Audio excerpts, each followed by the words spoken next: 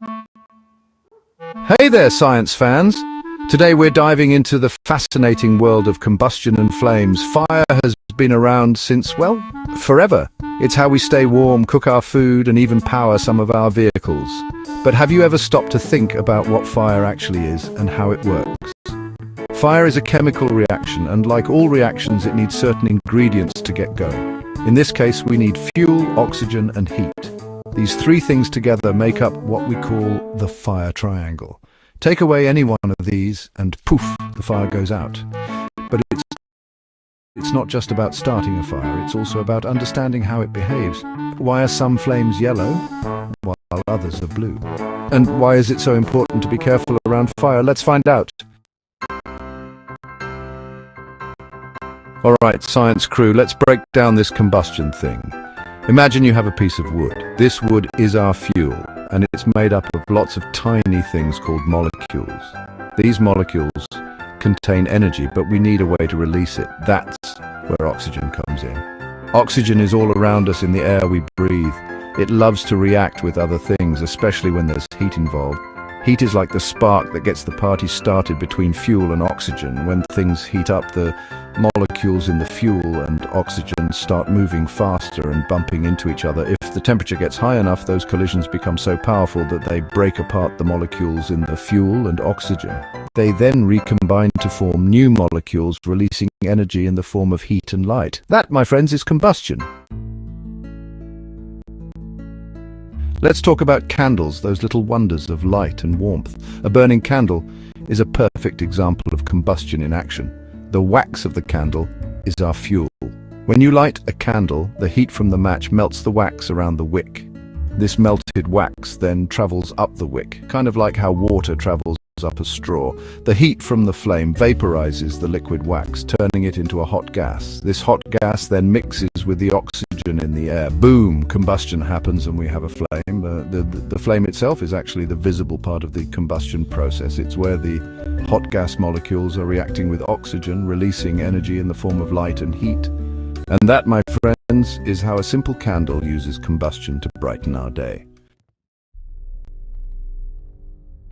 We've talked about candles, but what about matches? How do these tiny sticks create such a powerful reaction? Well, matches are designed to make starting a fire super easy. The tip of a match contains chemicals that are very reactive, meaning they love to combine with oxygen. When you strike a match against the rough surface on the side of the matchbox, the friction creates heat.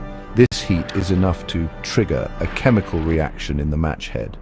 This reaction releases even more heat, enough to ignite the flammable material that makes up the rest of the matchstick.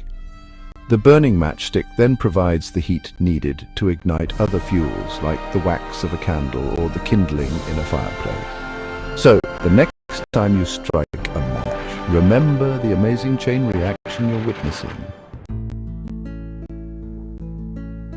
Section 5, the stoves, cooking up some combustion.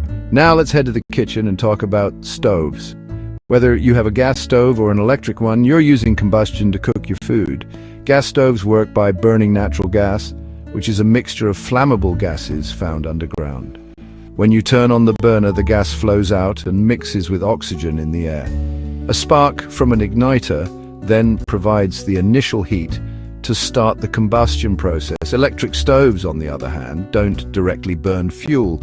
Instead, they use electricity to heat up a metal coil or a smooth surface called a ceramic glass cooktop. The heat from the coil or cooktop then transfers to your pots and pans, cooking your food. So, while electric stoves don't have visible flames, they still rely on the principles of heat transfer to cook our meals.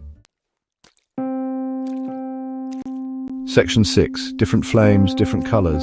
Have you ever noticed that flames can be different colors? That's because the color of a flame depends on the temperature and the type of fuel being burned. For example, a candle flame usually has a yellow or orange color. This is because the wax in the candle doesn't burn completely cleanly. Tiny particles of soot, which are basically unburned carbon, get left behind in the flame. These hot soot particles glow, giving the flame its characteristic yellow color.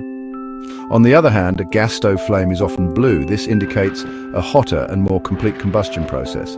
The blue color comes from excited molecules in the flame emitting light in the blue part of the spectrum. So the next time you see a flame, take a closer look at its color and see if you can guess what's burning. Section 7. Oxygen, the breath of fire. We've talked about fuel and heat, but what about the third part of the fire triangle, oxygen? Oxygen is like the breath of fire. Without it, combustion simply can't happen. Remember, combustion is all about the rapid reaction between fuel and oxygen. If there's not enough oxygen available, the fire will smolder and produce lots of smoke but not much flame. This is why it's so important to make sure there's good ventilation whenever you're burning something. Ventilation allows fresh oxygen to enter and keeps the fire burning brightly. On the flip side, if you want to put out a fire, one way to do it is to smother it, which cuts off its oxygen supply. Section 8. Fire safety. Be cool, not a fool. Fire is a powerful force, and it's important to treat it with respect. That means following some basic fire safety rules. First and foremost, never play with fire. It's not a toy, and it can quickly get out of control.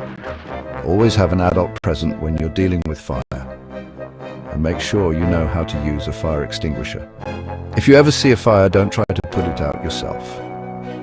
Instead, get to a safe place and call for help immediately. Remember, it's always better to be safe than sorry when it comes to fire. By being careful and following the rules, you can enjoy the warmth and wonder of fire without putting yourself or others at risk.